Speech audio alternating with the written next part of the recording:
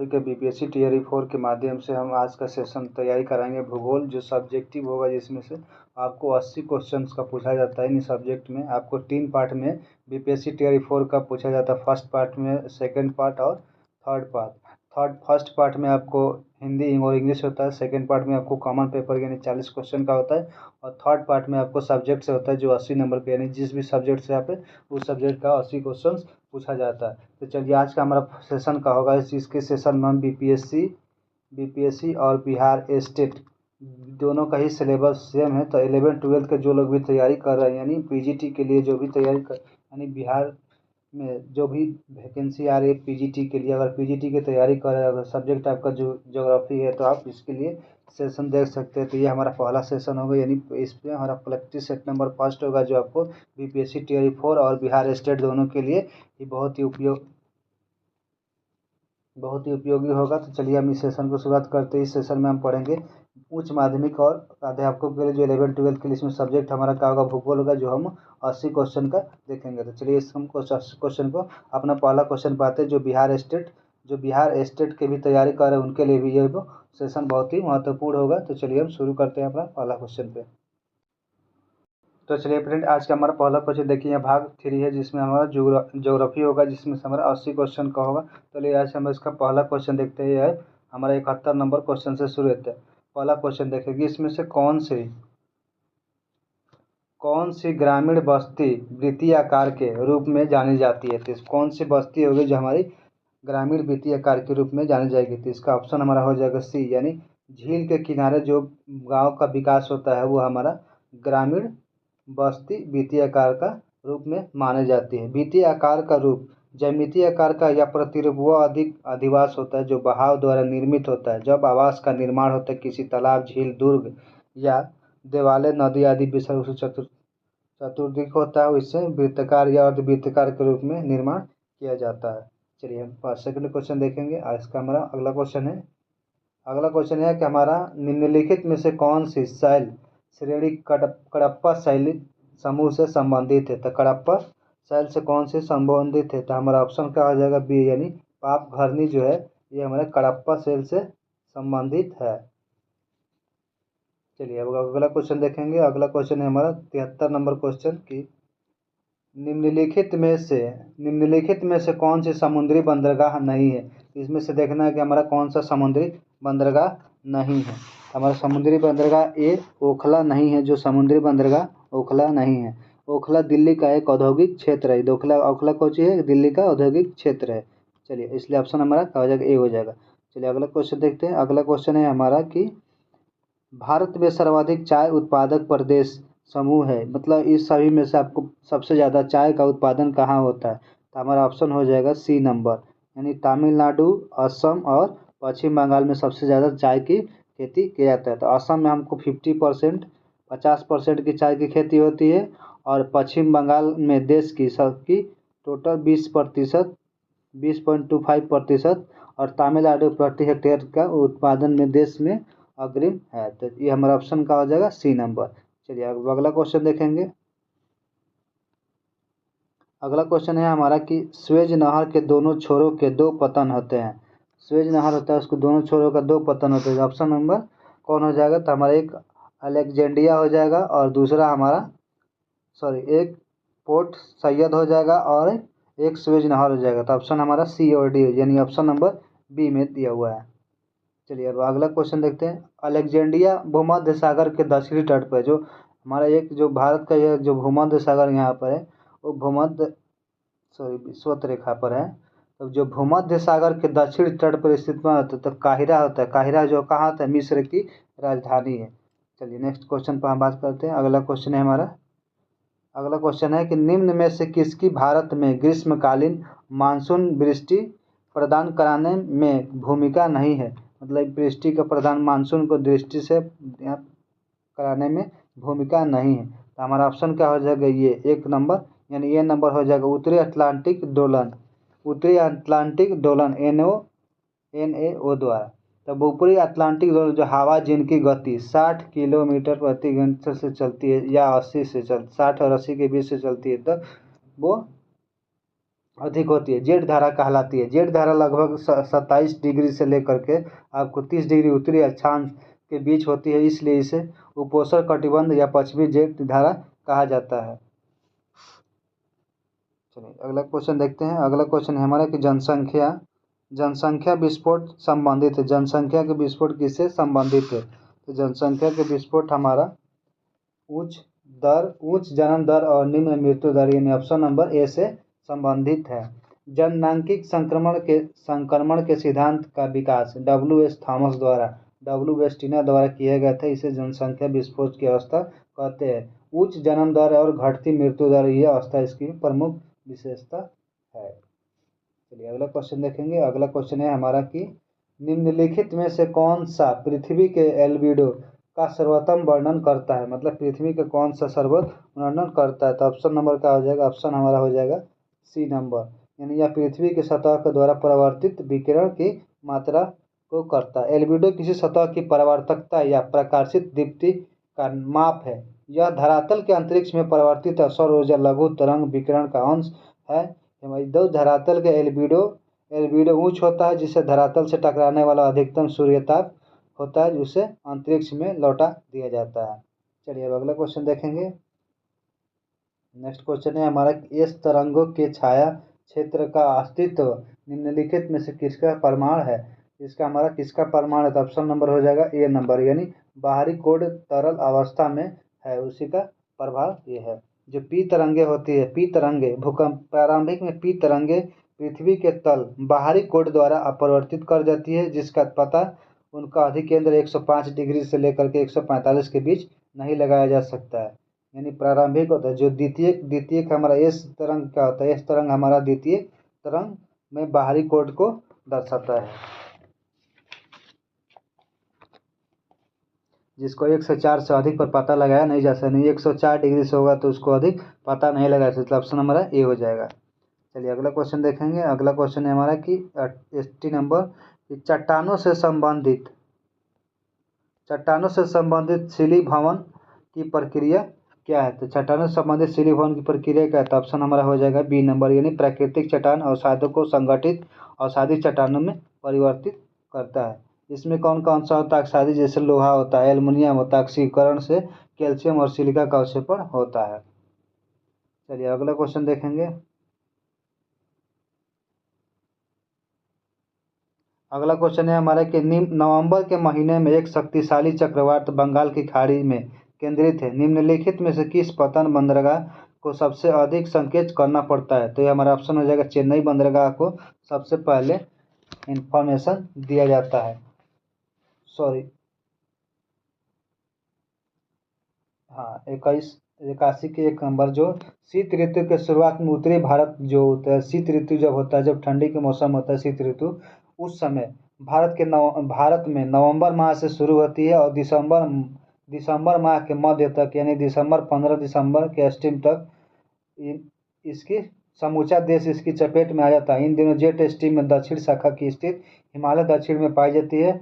आइस्टी संरचना के पीछे हट जाता है और बंगाल की खाड़ी से बने चक्रवात को पूरब से पश्चिम दिशा में होती है। इसे चेन्नई बंदरगाह को अधिकतम सूचना दिया जाता है, इसलिए ऑप्शन हमारा क्या हो जाएगा? 1 नंबर।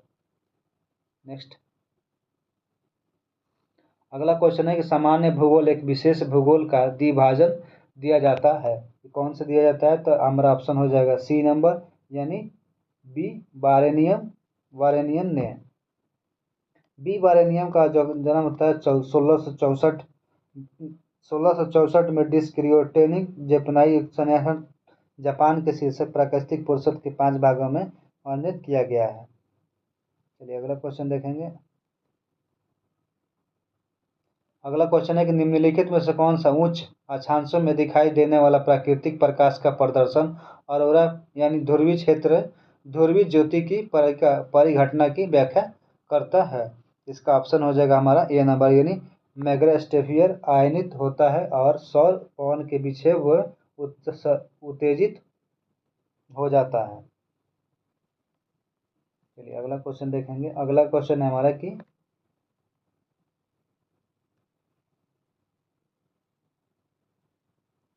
अगला क्वेश्चन है हमारा 84 नंबर क्वेश्चन है कि कार्ल रीटर के स्वदेश से दृष्टिकोण को किसने अमेरिकी भूगोल के प्रवर्तक किया था? इसका ऑप्शन हो जाएगा हमारा ए नंबर यानी अर्नोल्ड गुयोट ने किया था। अर्नोल्ड गुयोट भूगोल का प्रथम अध्यापक था। यह उद्देश्यवादी तथा और उसके विचार के अनुसार ही महाद्वीप मानव का नियम स्थल है, मानव समाज के क्रियाओं का रंगमंच। गुयोट भौतिक विश्व का छात्र था। उसने 30 वर्ष तक एल्प्सियन पर्वतीय भागों में अनुसंधान किया और 1200 से अधिक प्रशिक्षण और मौसमी संबंधित एकत्रित किया और उनकी दार्शनिक पद्धति को कार्ल रीटर के रूप में प्रस्तुत किया जाता है। चलिए अगला क्वेश्चन देखेंगे। अगला क्वेश्चन है हमारा कि निम्नलिखित में से किस वैज्ञानिक ने सर्वप्रथम अंटार्कटिका पर ओजोन क्षय का साक्ष्य प्रस्तुत किया था? ओजोन साक्ष्य का प्रस्तुत किया था। ऑप्शन हमारा जे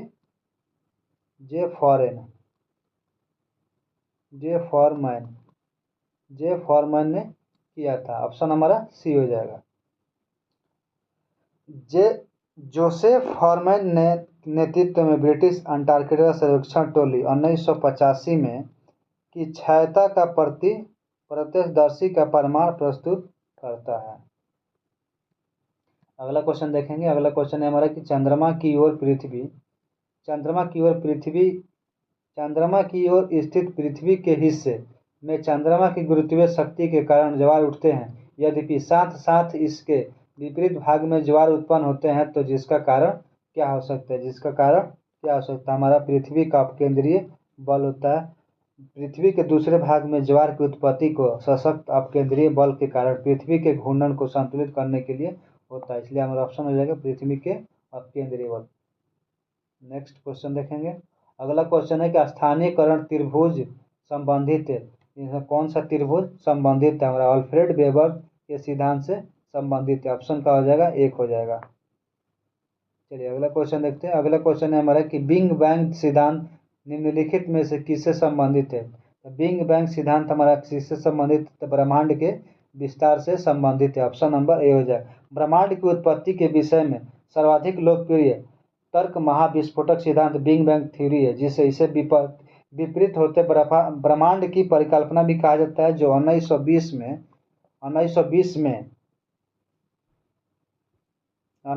में एडविन हम्बल ने प्रमाण किया कि ब्रह्मांड निरंतर विस्तारित हो रहा है, मतलब निरंतर विस्तार होते रहा है। चलिए नेक्स्ट क्वेश्चन देखेंगे। अगला क्वेश्चन है हमारा कि क्षुद्र ग्रह एस्ट्रॉयड सूर्य के चारों ओर किनके बीच चक्कर लगाते हैं? जो ग्रह होते क्षुद्र ग्रह किसके बीच चक्कर लगाते हैं? तो हमारा क्षुद्र ग्रह मंगल और बृहस्पति के बीच चक्कर लगाते हैं। तो ऑप्शन हमारा क्या हो जाएगा? B number. बृहस्पति के मध्य क्षेत्र में सूर्य की परिक्रमा करने वाले छोटे से लेकर सैकड़ों किलोमीटर आकार के पिंड है। इनकी उत्पत्ति ग्रहों के विस्फोटक यानी फलस्वरूप टुकड़ों के खंड में हुई थी। चलिए नेक्स्ट क्वेश्चन देखेंगे। 90 नंबर क्वेश्चन। 90 नंबर क्वेश्चन में कि निम्नलिखित में से कौन सा स्थलावृत देश नहीं है? कौन सा स्थलावृत देश नहीं है? तो इसका ऑप्शन हो जाएगा हमारा उराग्वे, जो देश नहीं है। चारों तरफ से क्या है? झील है ऊपर से यहाँ पर यह चारों तरफ से। तो इसका स्थलावृत देश उसे कहते हैं जो चारों तरफ से स्थल से घिरा हो। चारों तरफ किससे घिरा हो? स्थल से घिरा हो। और उराग्वे दक्षिण अमेरिका महाद्वीप का एक ऐसा देश है जिसकी राजधानी मोंटेविडियो है। इसकी पूर्वी सीमा अंध महासागर से मिलती है, इसलिए इसे स्थलावृत कहते हैं। स्थलावृत देश कहते हैं। ऑप्शन नंबर हमारा बी हो जाएगा। चलिए नेक्स्ट। वान थ्यूनेन का कृषि भूमि उपयोग गहनता अंतर मॉडल पर आधारित है। कौन से मॉडल पर आधारित है? तो ऑप्शन हमारा हो जाएगा ए नंबर यानी सिंचाई गहनता के अंतरण पर आधारित है। वान थ्यूनेन ने तुलनात्मक लाभ सिद्धांत के आधार पर सर्वप्रथम कृषि के स्थानांतरीकरण का विश्लेषण किया। इसे इन्होंने मान्यता का सहारा लिया और विलग्न प्रदेश में केंद्रीय नहर चारों ओर विखंडों को वितरित किया था। इसलिए ऑप्शन हमारा ए हो जाएगा। अगला क्वेश्चन है वान व्यूथन ने कृषि अवस्थित सिद्धांत में केंद्रीय नगर से बढ़ती दूरी के साथ ज्वाल लकड़ी का उत्पादन क्या है? इसका ऑप्शन हमारा जो है द्वितीय बलयन। Option number B. चलिए नेक्स्ट क्वेश्चन देखेंगे। अगला क्वेश्चन है हमारा कि निम्नलिखित में से विधियों में से कौन सी देश या प्रदेश की जनसंख्या घनत्व के वितरण को दिखाने के लिए रेखा का प्रयोग करती है? तो कौन सी घनत्व रेखा का प्रयोग करती है? ऑप्शन हमारा हो जाएगा बी, कोरोप्लेथ। कोरोप्लेथ जो होता है वो दिखाने के लिए इसका शाब्दिक क्षेत्र में पाया जाता है, शाब्दिक अर्थ क्षेत्र में पाया जाता है। नेक्स्ट क्वेश्चन देखेंगे। अगला क्वेश्चन है हमारा, इसको मिलान करना है, सही सुमेलित जाति और प्रदेश को मिलाना है। चलिए अगला क्वेश्चन है हमारा, ये हमारा जनजाति दिया है और ये प्रदेश मतलब कौन सी जाति किस प्रदेश में रहती है? तो सबसे पहले हमारा मीणा जनजाति। मीणा जनजाति कहाँ रहती है?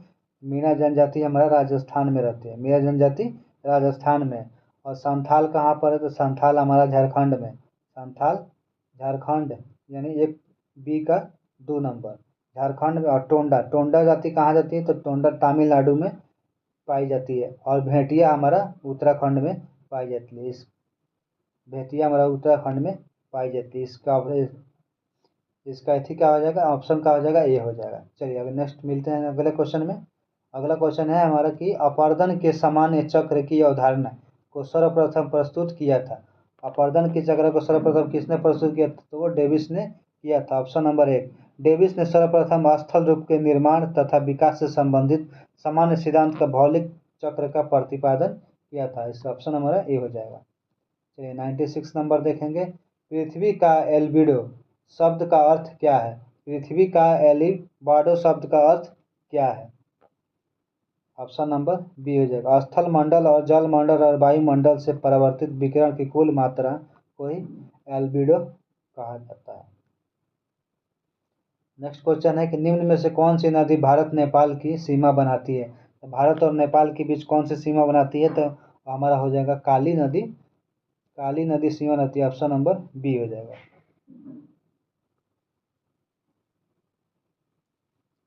अगला क्वेश्चन है हमारा 98 नंबर क्वेश्चन है कि रांची का पठार उदाहरण है। रांची का पठार किस लिए उदाहरण है? तो रांची का पठार हमारा उच्च प्रदेश में उपस्थित संप्रदाय मैदान का प्रमुख उदाहरण है, जो क्रिटेशियन लावा प्रवाह के पूर्व समस्त रांची पठार एक विस्तृत समतल सतह के रूप में परिवर्तित हो गया, जो तदंतपूर्व यानी टर्शियर युग में इस पश्चिम घाट में प्रदेशों का 305 किलोमीटर तक उत्थान होगा, जिससे परिणाम स्वरूप इस प्रदेश के 915 किलोमीटर की सतह में इसे पेनी प्लेन मैदान भी कहा जाता है। इसलिए ऑप्शन हमारा क्या हो जाएगा?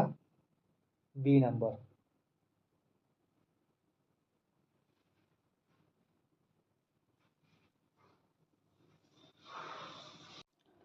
चलिए हमारे अगला क्वेश्चन देखते हैं। 99 नंबर क्वेश्चन है कि हमारे निम्नलिखित में से कौन सा एक सुमेलित नहीं है? इसमें से हमारा देखना है कौन सा सुमेलित नहीं है, मतलब कौन सा पूछ रहा है, कौन सा इसमें गलत है। तो हमारा ऑप्शन नंबर ये हमारा जे ए गार्नियर जियोग्राफी ऑफ पॉपुलेशन, ये हमारा सही है।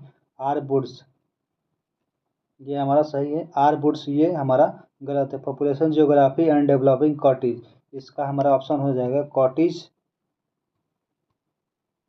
कॉटेज जे क्लार्क की ये पुस्तक है। जे कॉटेज क्लार्क की ये पुस्तक, इसलिए हमारा ऑप्शन यही हमारा गलत है। ऑप्शन नंबर बी हमारा गलत है। बाकी तीन ए और सी ये सभी सही है। तो इसलिए ऑप्शन हमारा क्या हो जाएगा? ऑप्शन हो जाएगा बी नंबर। चलिए अगला क्वेश्चन देखते हैं। हम 100 नंबर क्वेश्चन देखेंगे। निम्न में से कौन सा एक समनत संरचना की आकृति नहीं है? समनत संरचना की आकृति नहीं है, तो हमारा ऑप्शन नंबर हो जाएगा सी, ग्रेबन जो होता है वो हमारा समनत संरचना की आकृति नहीं है। ग्रेबन जर्मन भाषा का एक परिभाषित शब्द है, जिसे एक घाटी या नादू नुमा गड्ढे बोझ का होता है, इसलिए ग्रेबन रिफ्ट घाटी के अंतर नहीं होता है। इसलिए ऑप्शन हमारा सी हो जाएगा। चलिए अगला क्वेश्चन देखेंगे। अगला क्वेश्चन है हमारा 101 नंबर क्वेश्चन है कि निम्नलिखित में से कौन सा सुमेलित नहीं है? यहाँ भी इसमें से गलत खोजना है कि इसमें कौन सा गलत है। तो हमारा ऑप्शन नंबर बी हो जाएगा, जो यार डंग झिमानी है, ये हमारा गलत है। बाकी सभी सही है। चलिए अगला क्वेश्चन देखते हैं। अगले क्वेश्चन भी फिर हमारा वही चीज़ है, फिर मिलान करना है कि ये कौन सा जैव आरक्षित क्षेत्र है और उस राज्य है, इसमें से कौन सा जैव आरक्षित राज्य उस क्षेत्र में पाई जाती है। तो हमारा ऑप्शन नंबर इसका है अगर स्थाई मलाई जो है ये हमारा कहाँ पर है? तो ये हमारा केरल राज्य में है, इसलिए ए का हमारा 3 हो जाएगा। और डिब्रू सेखोवा कहाँ पर है, तो वो हमारा असम में है। डिब्रू यानी बी का 4 नंबर हो जाएगा। दिहांग दिबांग ये हमारा मेघालय में स्थित है। और नोकरेक हमारा अरुणाचल प्रदेश में स्थित है, इसलिए ऑप्शन हमारा क्या हो जाएगा, यानी ऑप्शन नंबर सी हो जाएगा। चलिए अगला क्वेश्चन देखेंगे कि अधिकांश प्रलयकारी हरिकेन जिनके द्वारा मैक्सिको की खाड़ी के तटीय देशों तथा दक्षिणी पूर्वी संयुक्त राज्य में जान माल की क्षति होती है, इसका उद्गम होता है। मतलब ये जो दक्षिणी पूर्वी होते हैं उसके इसका हरिकेन जो तूफान आता है वो किस क्षेत्र में आता है, तो हरिकेन उष्ण चक्रवात है। जो ये चक्रवात 5 डिग्री से लेकर के 15 डिग्री अक्षांश के बीच ये दोनों गोलार्धों के सागरों के ऊपर उड़ जाता है तथा इस महाद्वीप के तटीय भाग के प्रभावित करने के बाद समाप्त हो जाता है। जब उस उष्णकटिबंधीय भाग में चक्रवात जो आती है उसमें से होती है, तो इसका ऑप्शन का हो जाएगा हमारा ए नंबर। जो कैरेबियन सागर होती है उसी में चक्रवात उठता है। ये कहाँ कहाँ चक्रवात, अटलांटिक महासागर, उत्तरी अटलांटिक महासागर तथा दक्षिण पश्चिमी भागों में 30 डिग्री उत्तरी अक्षांश तक प्रति वर्ष ये 7 चक्रवात आते हैं, जिसमें से हरिकेन का उदाहरण कर लेते हैं। केपवर्ड द्वीप क्षेत्र का अगस्त तथा सितंबर में आता है। दूसरा आपको पश्चिमी द्वीप समूह के उत्तर तथा पूर्वी में फ्लोरिडा में। और तीसरा आपको संयुक्त राज्य अमेरिका का अटलांटिक तट पर भाग के जून से अक्टूबर तक आता है। कैरेबियन सागर में आपको मई नवंबर तक देखने को मिलता है। और दक्षिण कैरेबियन सागर में जून से अक्टूबर और मैक्सिको की खाड़ी में जून से अक्टूबर। तो इसलिए हरिकेन ऑप्शन नंबर हमारा हो जाएगा ए नंबर। नेक्स्ट क्वेश्चन है,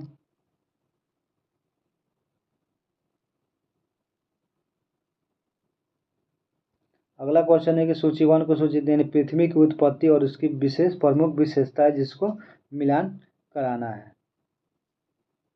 इसका ऑप्शन हमारा हो जाएगा सी नंबर।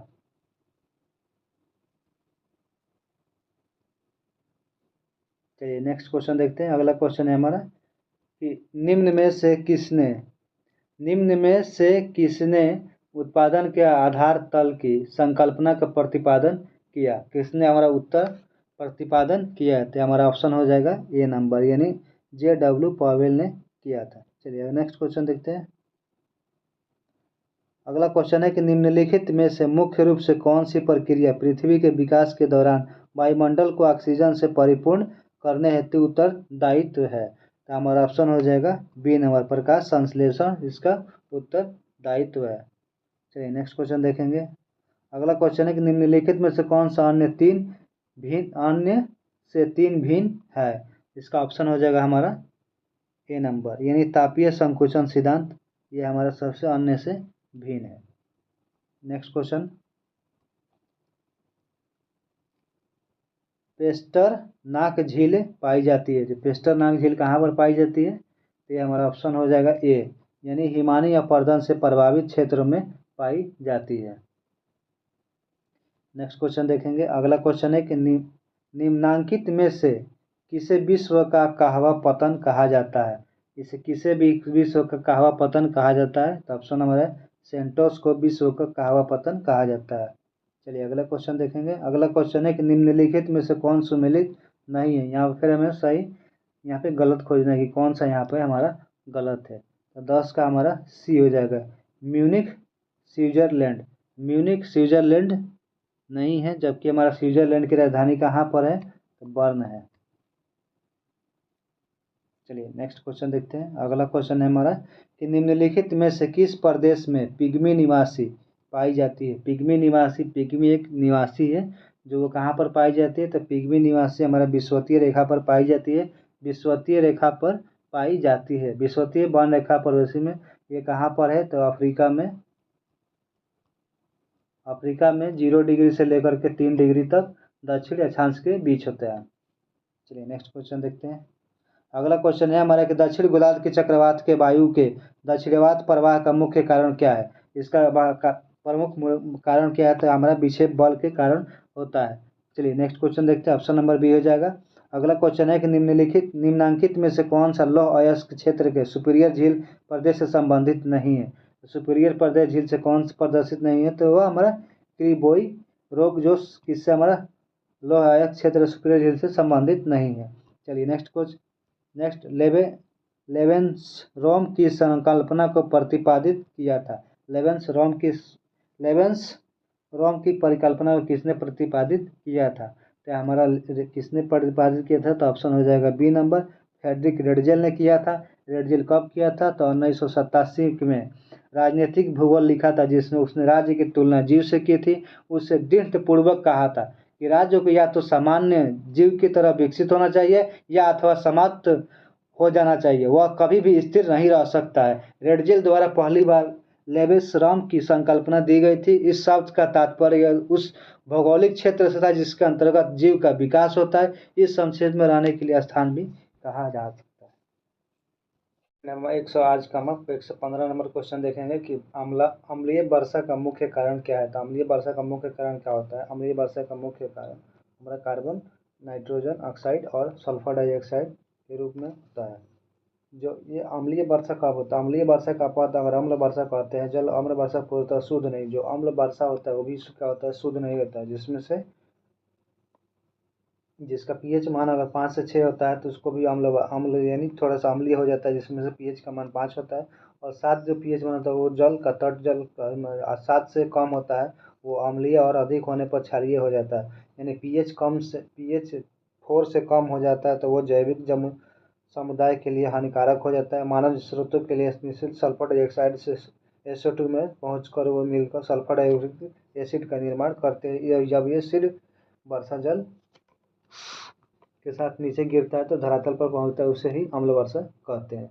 चलिए नेक्स्ट क्वेश्चन देखेंगे। अगला क्वेश्चन है हमारा कि भूकंप के संदर्भ में और केंद्र संदर्भित करता है। भूकंप के संदर्भ में अवधारभित केंद्र कौन सा करता है, तो हमारा ऑप्शन हो जाएगा सी, जहाँ बिंदु भूकंप के दौरान ऊर्जा निर्मुक्त करती है, इसलिए ऑप्शन नंबर का हो जाएगा सी हो जाएगा। चलिए अगला क्वेश्चन देखेंगे। अगला क्वेश्चन है कि निम्नलिखित में से कौन सा सुमेलित नहीं है। इसमें से कौन सा हमारा सुमेलित नहीं है। ऑप्शन हो जाएगा हमारा ए, यानी साउथ अफ्रीका में बेल्ट्स का मैदान नहीं होता है, वहाँ पर हमारा बेल्ट्स का मैदान नहीं होता है। हम देखते हैं कौन कौन, तो अमेरिका में हमारा यूरोप अमेरिका स्टेपिज होता है, दक्षिण अमेरिका में बेल्ट्स होता है, और ऑस्ट्रेलिया में डाउन्स घास होता है, और अर्जेंटीना में पम्पास होता है। इसलिए ऑप्शन नंबर का हो जाएगा ए हो जाएगा, जायरे हो जाएगा, जहाँ हमारा ऑप्शन नंबर ए 17 का ऑप्शन ए हो जाएगा, जायरे, जहाँ स्टेपिज होते हैं। अगला क्वेश्चन देखेंगे। अगला क्वेश्चन है हमारा कि प्राचीन काल के यूनान वासियों की जानकारी के अनुसार विश्व का पहला मानचित्र निर्माण किया गया था। विश्व का मानचित्र किसने किया था, तो ओनेक्सीमांडर द्वारा किया गया था विश्व का प्राचीन मैप,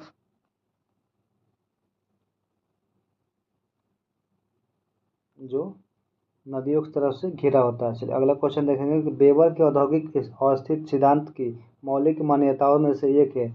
मतलब वेबर का जो औद्योगिक सिद्धांत था उसमें से कौन सा एक था, तो इसमें हमारा ऑप्शन हो जाएगा बी नंबर, परिवहन लागत दूरी और वजन के अनुसार बढ़ती है।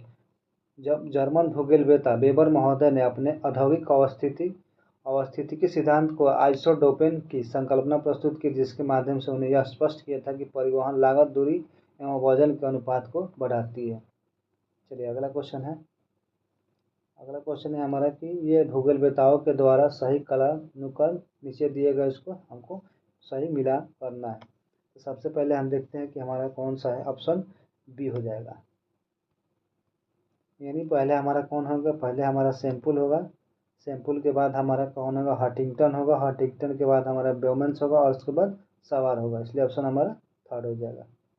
अगर सैंपल कब हुआ था, तो 1863 से लेकर के 1932 तक सैंपल का कार्यकाल था। हंटिंगटन का 1876 से लेकर के 1947 तक हंटिंगटन का रहा, और बोमेन का 1876 से लेकर के 1950 तक बोमेन का रहा है, और सावरकर का 1889 से लेकर के 1900 70 तक का फारिग रहा है, इसलिए ऑप्शन हमारा क्या हो जाएगा, C number, option B. Next question देखेंगे। अगला क्वेश्चन है हमारा कि वायु के ऊर्ध्वाधर संचालन के कारण वायुमंडल के तापमान की प्रक्रिया को क्या कहा जाता है। इसके तापमान की प्रक्रिया को क्या कहा जाता है, यानी संवहन कहा जाता है। सूर्य द्वारा गर्म होने के बाद पृथ्वी दीर्घ संगरम तरंगों के रूप में पृथ्वी के निकटवर्ती वायुमंडल परतों को ऊष्मा संचारित करती है। जब भूमि वायु धीरे धीरे गर्म हो जाती है, उसके संपर्क में आती है तो गर्म हो जाती है, जिसके परिचालन को और गर्म से ठंडे पिंड की ओर ले जाता है, जिससे ऊर्जा प्रवाह होता है। चलिए नेक्स्ट क्वेश्चन देखेंगे। अगला क्वेश्चन है कि अंतर्राष्ट्रीय व्यापार के आधार पर सर्वाधिक महत्वपूर्ण महासागरीय कौन सा है। तो सबरी महाद्वीप का हमारा ऑप्शन होगा सुएज नहर से होकर अंध महासागर, भूमध्य सागर से होकर हिंद महासागर तक, इसलिए ऑप्शन नंबर है, ऑप्शन क्या हो जाएगा, 1 नंबर हो जाएगा। चलिए अगला क्वेश्चन हम देखते हैं। अगला क्वेश्चन है कि मानव भूगोल में पार्थिक एकता के सिद्धांत को सर्वप्रथम निरूपित किया था। तो सर्वप्रथम किसने निरूपित किया था, तो हम्बोल्ट ने किया था, ऑप्शन नंबर ए हो जाएगा, हम्बोल्ट द्वारा निरूपित किया गया था। चलिए अगला हम क्वेश्चन देखेंगे 24 नंबर कि निम्नलिखित में से कौन सा वातावरण में उनकी घटती मात्रा के क्रम के गैसों को सही अनुक्रम सजाता है। तो हमारा ऑप्शन हो जाएगा B number, nitrogen, oxygen, argon और कार्बन डाइऑक्साइड। नाइट्रोजन का सबसे ज़्यादा कितना होता है, नाइट्रोजन का 78.208 होता है, और उससे ऑक्सीजन का मान 20.95 होता है, और आर्गन का देखेंगे तो 0.93 होता है, और बाकी का जितना बचता है उसमें से सब ये गैसेस होती है। चलिए हमारा इसका ऑप्शन बी हो जाएगा। नेक्स्ट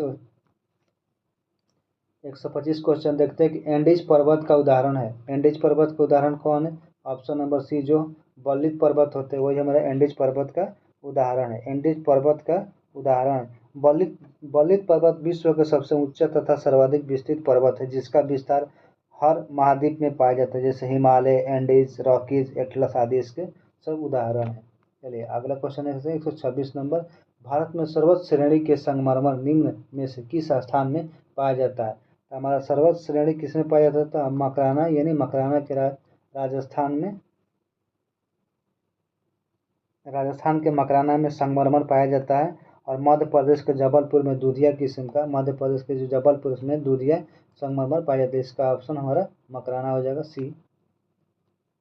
चलिए अगला क्वेश्चन है हमारा कि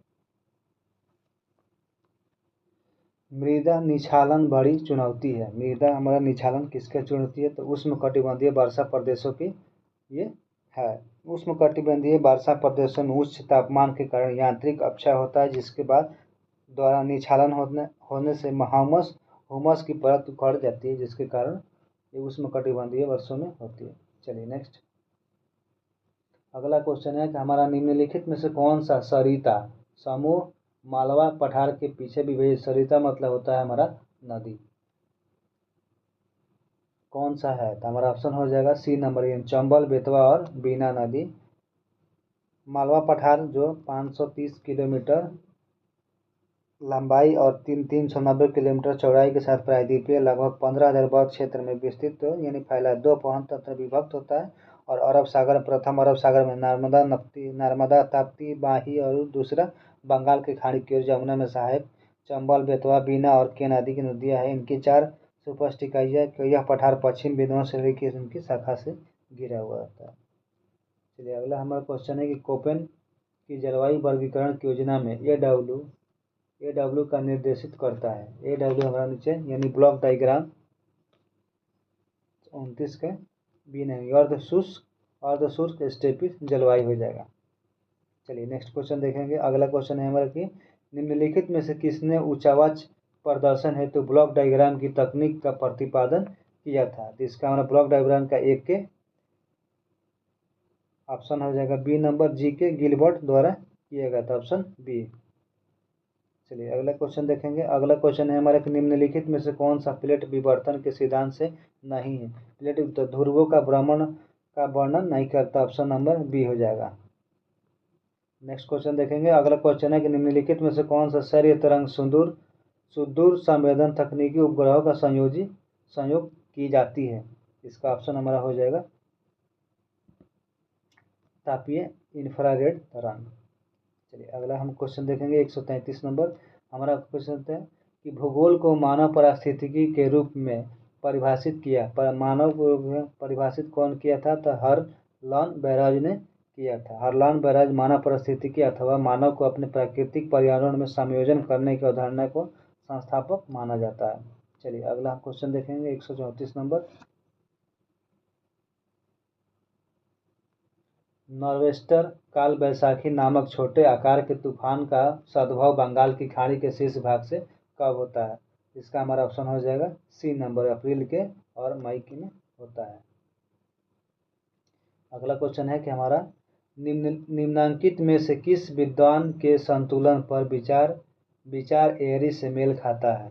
मतलब किस विचार के एरी से मेल खाता है? तो हमारा सी हो जाएगा, होम्स के विचार पर ये मेल खाता है। होम्स के संतुलन पर विचार एरी से मेल्स खाते हैं। एरी की तरह होम्स ने भी स्वीकार किया कि उच्च भाग का रचना हल्के पदार्थ से होती है और संतुलित रखने के अधिकांश भाग में गहराई तक डूबा रहता है, जिसका घनत्व काफी कम होता है। अगला क्वेश्चन है कि तुलबुर परियोजना किससे संबंधित है? तुलबुर परियोजना हमारा झेलम नदी से संबंधित है। चलिए अगला क्वेश्चन है, देखते हैं। अगला क्वेश्चन है कि निम्नलिखित में से कौन सा क्रस्ट मेटल और कोर का गठन से संबंधित है? क्रस्ट मेटल और कोर का संबंधित है, तो ऑप्शन हो जाएगा विभेदन से हमारा संबंधित है। ऑप्शन नंबर ए हो जाएगा। अगला क्वेश्चन है कि 138 नंबर क्वेश्चन हम देखेंगे कि प्राकृतिक एवं मानव के संबंध में को समझते हुए ब्लॉस ने फ्रांस के जिस प्रादेशिक संकल्पना की परंपरा का उदाहरण दिया है उसे क्या बोलते हैं? उसे हम पेज ऑप्शन नंबर ए बोलते हैं। ब्लॉस ने अपनी पुस्तक टेवला डीला जियोग्राफी डे ला फ्रांस प्रकाशित की थी। यह भूगोल साहित्य में उत्तम योगदान था, जिसे लघु प्रदेश या पेज संश्लेषण से भी प्रयास किया जाता है। हम अगला क्वेश्चन देखेंगे, निम्नलिखित में से किसे पर्यावरण के मूल संगठकों में नहीं सम्मिलित किया गया है? तो इसमें कौन से सम्मिलित नहीं किया गया है? तो हमारा ऑप्शन हो जाएगा स्थानिक को इसमें सम्मिलित नहीं किया गया। ऑप्शन नंबर ए हो जाएगा, जिसके तीन प्रमुख प्रकार के विभक्त भी किया जाता है। कौन सा? तो भौतिक और या अजैविक संगठक। दूसरा हमारा तो जैविक संगठक।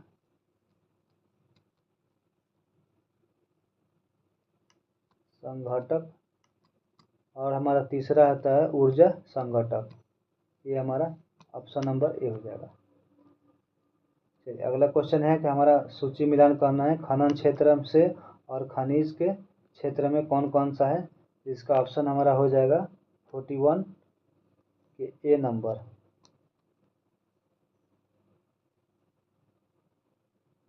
1 2 3 यानी सब।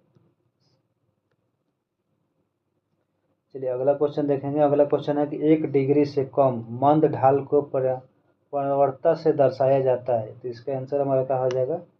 ऑप्शन नंबर ए हो जाएगा, यानी 1/100।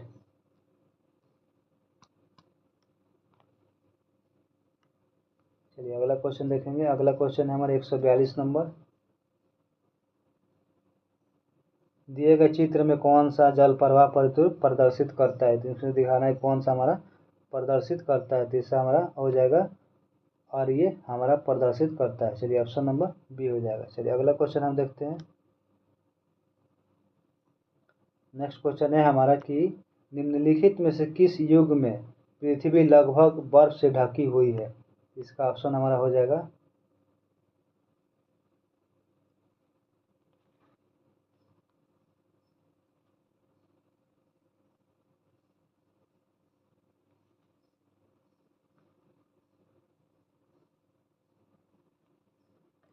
इसका हमारा ऑप्शन हो जाएगा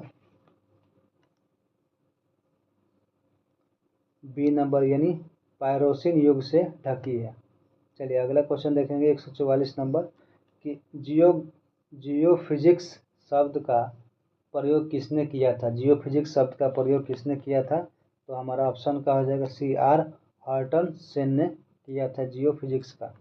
चलिए अगला क्वेश्चन देखेंगे 145 नंबर क्वेश्चन हमारा है कि उपजाऊ मिट्टी जो कृषि के योग्य है में पीएच मान की संभावना कितनी होती है, मतलब उसका पीएच मान की संभावना, जो उपजाऊ मिट्टी होती है उसमें पीएच मान की संभावना कितनी होती है।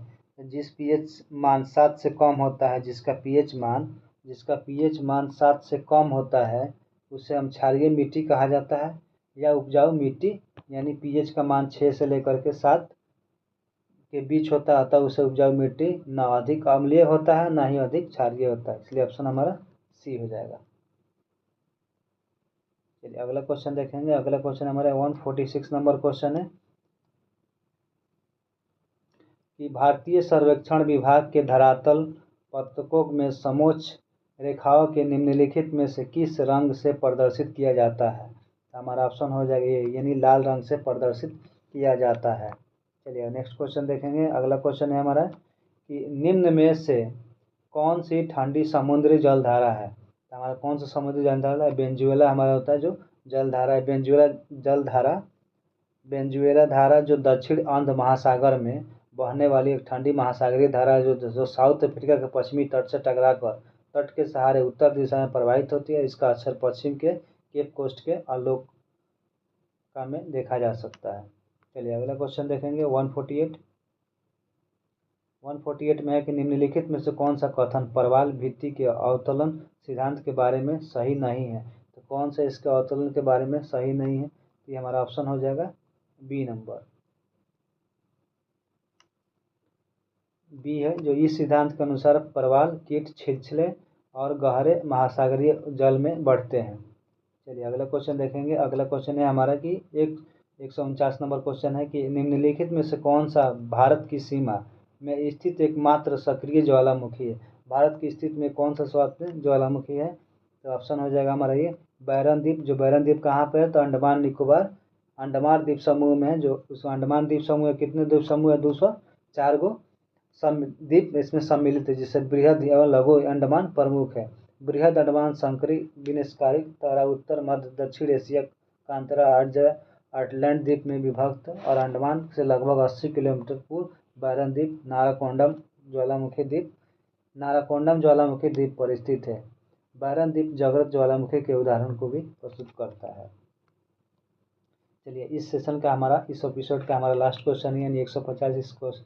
तो पृथ्वी की उत्पत्ति से संबंधित अंतर तारिक धुलित परिकल्पना को किसे प्रस्तुत किया है। इसका हमारा ऑप्शन हो जाएगा ऑटो शिमडे ने प्रस्तुत किया है। ये हमारा इस एपिसोड का 1 था, जिसके हमने 180 क्वेश्चन के इसको देखते थे। ये आपका सेशन बहुत ही महत्वपूर्ण है। आपको बीपीएससी जो BTRE4 और बिहार स्टेट की तैयारी कर रहे हैं उनके लिए ये सेशन बहुत ही महत्वपूर्ण है। तो चलिए आज के सेशन हम यही रखते हैं, मिलते हैं फिर अगला नेक्स्ट एपिसोड में। चलिए आज के लिए धन्यवाद।